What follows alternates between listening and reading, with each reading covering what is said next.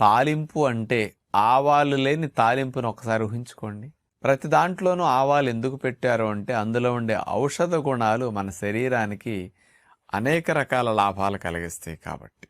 అలాంటి ఆవాల్ని కాస్త గానుగాడించి కూడా ఆయిల్ తీస్తే ఆవ నూనె మనకు లభిస్తూ ఉంటుంది.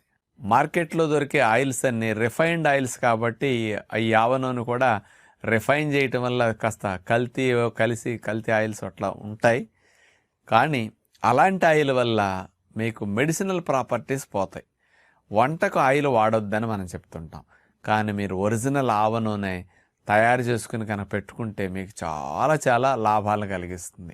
ఇప్పుడు సమ్మర్లో ఆవాలు కాస్త చవకగా దొరుకుతాయండి. ఎందుకంటే అందరూ నీళ్లు లేనప్పుడు రెండో పంట కింద ఆవాలు పొలాల్లో చల్లుతుంటారు. ఏప్రిల్ మే నెలలో ఆవాలు బాగా మా పంటలు పండి మార్కెట్లోకి ఎక్కువ క్వాంటిటీ వచ్చేసరికి రేటు తక్కువ